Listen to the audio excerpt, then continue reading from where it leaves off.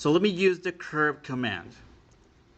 Curve in space. Notice it calls for three expressions. Those are the components of the vector value function that we're given.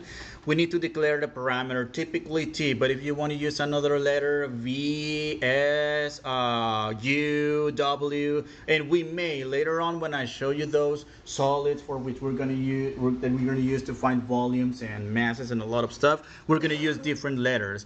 Then after declaring the variable, we set a starting value and an end value. So I'm going to, because it's a curve in space, well, that's number one. That's cosine t.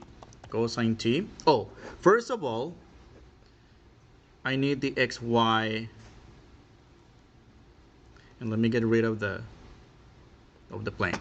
So cosine t, sine t, and t. Okay. What is that? Oh, parameter variable, that's t, and I'm going to have this curve traverse once. That's going to go between 0 and 2 pi. Okay? Oops, 2 pi. So do you see that, that this is a circle?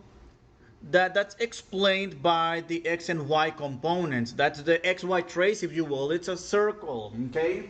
But what about that third component, which is t? So that means for every value of t, the height of the curve will increase. How?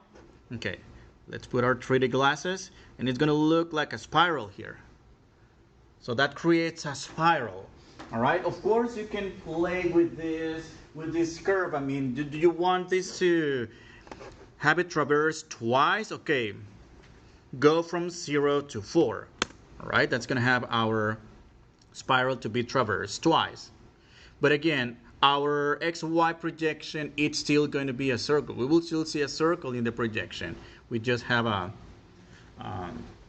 spiral. Okay, do you want to make this wider? Well, okay. Have a radius of 2. Have a radius of 2 here as well, multiplied by 2. It's going to make the spiral a little wider, giving us a circle of radius 2 as a projection onto the XY plane. All right?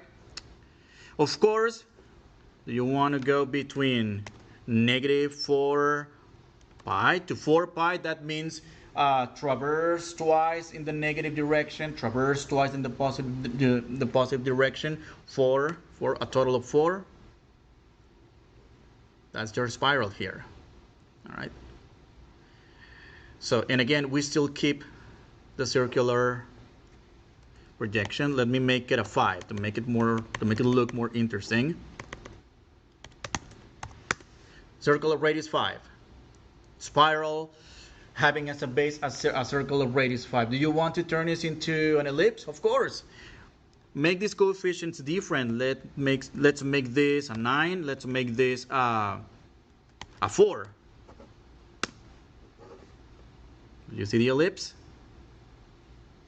With intercepts at -9 and +9. Those are the x-intercepts. The y-intercepts are -4 to 4.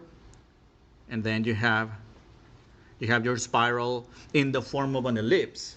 And it's traversed multiple times. Well, this is not the only way to have this traversed twice, well, or multiple times. I'm gonna go back to 0 to 2 pi. Okay, so that's just gonna traverse once. Actually, we could multiply by 2 on the variable right there, and that's another way. But it's actually gonna get smashed, right? And what else? Let me change this to. Let me do 5. 5 and 5, and you can do a lot, right? So you can fun and play with these conic sections, make them 3D by having the variable. Okay, maybe not just t, maybe t squared, you know. And notice it looks like a spring, like, you know. All right, well,